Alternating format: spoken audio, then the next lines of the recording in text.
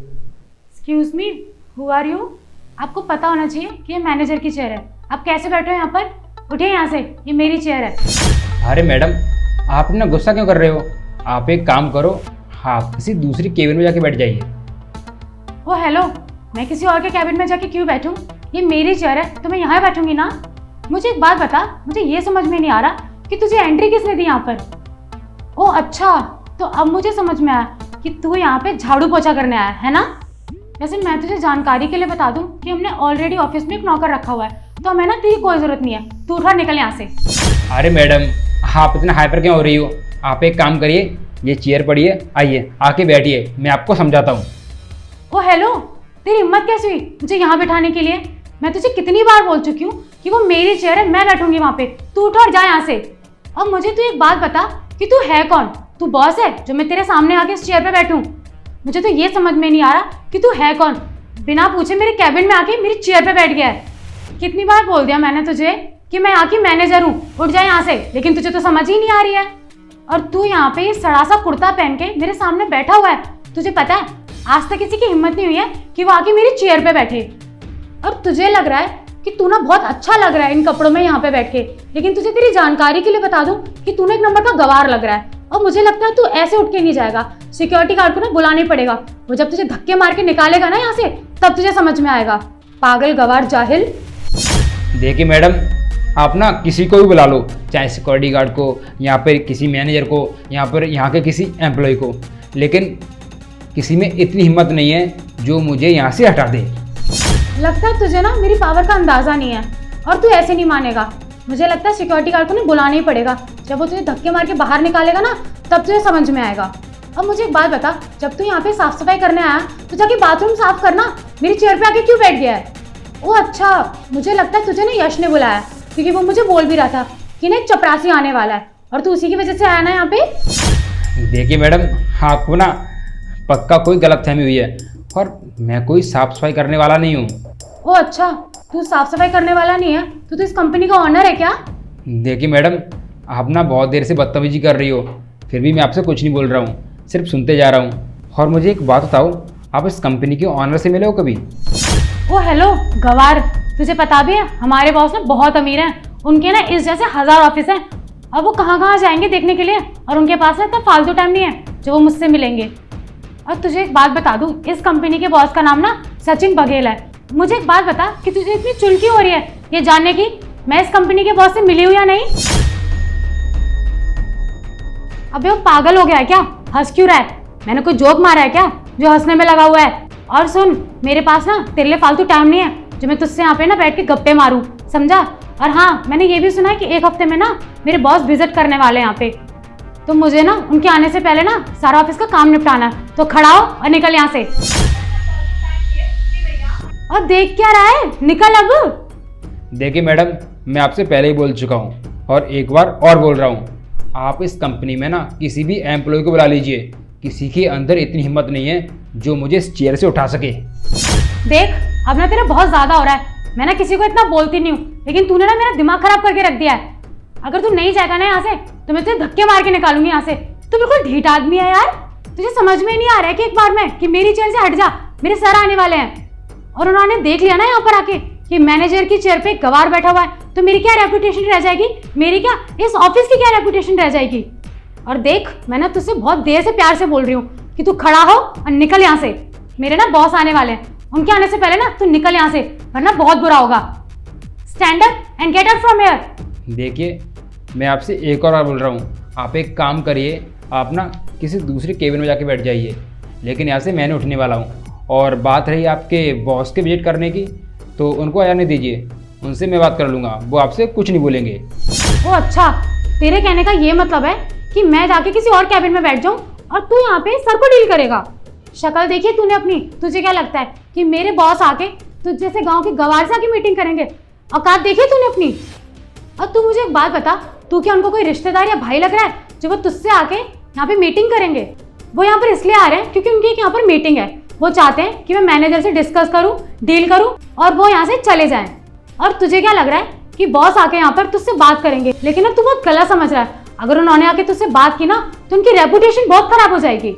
तो तू ना उनके आने से पहले उठ और निकल यहाँ से। मैम सीरियसली आप यहाँ की मैनेजर हो, लेकिन मुझे नहीं लगता कि आप यहाँ की मैनेजर हो, क्योंकि अगर आप मैनेजर होते ना तो आपको इतनी तमीज़ होती किससे किस तरीके से बात करी जाती है, लेकिन आपके अंदर तो बिल्कुल भी तमीज़ नहीं है बात करने की।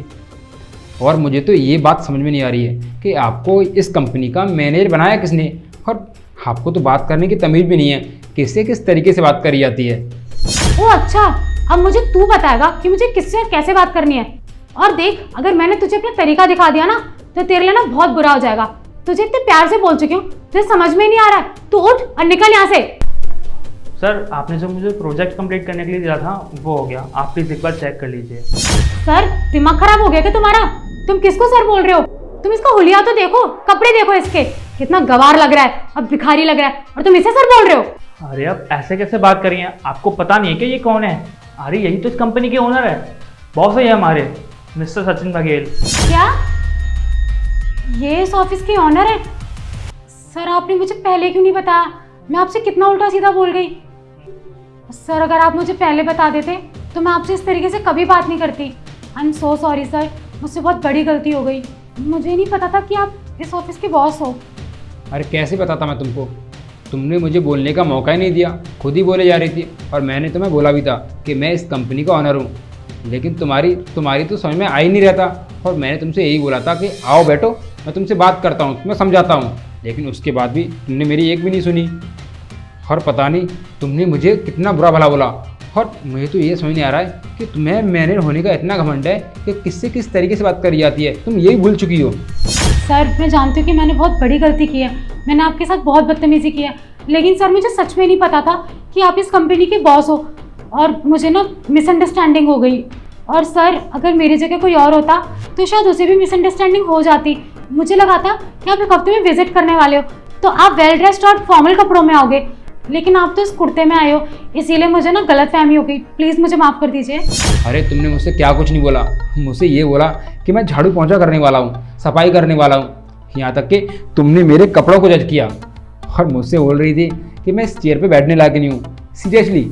और मुझे एक बात बताओ, तुम मैनेजर की पोस्ट पे हो ना, और मैनेजर की पोस्ट पे होने के बावजूद तुम्हें जरा सी भी तमीज़ नहीं है किससे किस तरीके से बात की जाती है।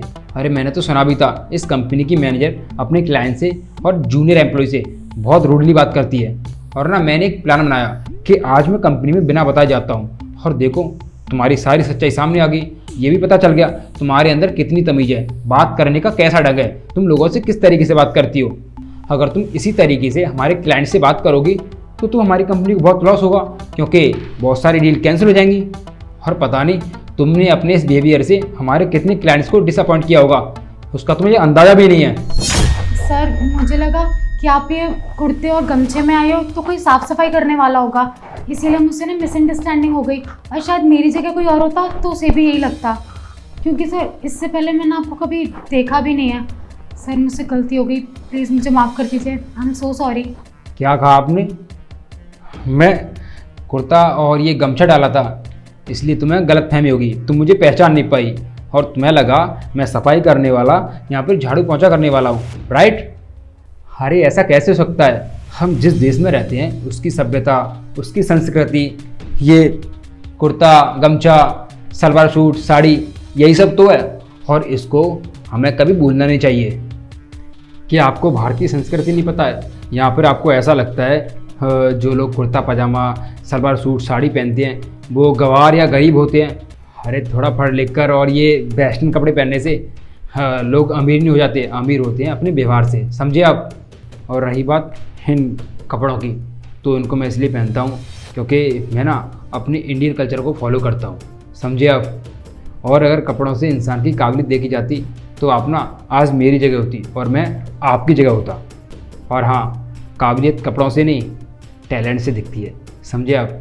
और रही बात आपको अपनी कंपनी में रखने की, तो अब ऐसा नहीं हो सकता, क्योंकि मुझे अच्छे से पता है अगर आपको मैं अपनी कंपनी में रखूँगा तो मेरी कंपनी ना बहुत लॉस में जाएगी, मतलब मेरी कंपनी डूब जाएगी, क्योंकि आपको बात करने की ज़रा सी भी तमीज़ नहीं है किस इंसान से किस तरीके से बात की जाती है, इसलिए आप रिजाइन दे के जा सकती हो।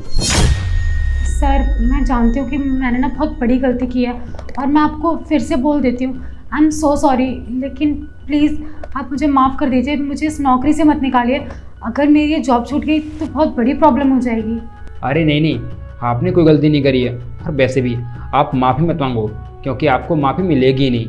आपने जो हरकत करी है ना, उसकी वजह से मैं आपको कंपनी में बिल्कुल नहीं रखूँगा, समझे? क्योंकि मैं नहीं चाहता आपकी वजह से मेरे क्लाइंट्स और कंपनी के किसी भी एम्प्लॉय को कोई दिक्कत हो।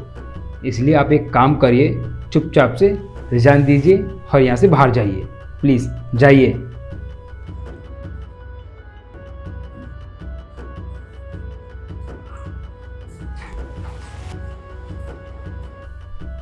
और यस, तुम फाइल रखो और तुम भी जाओ।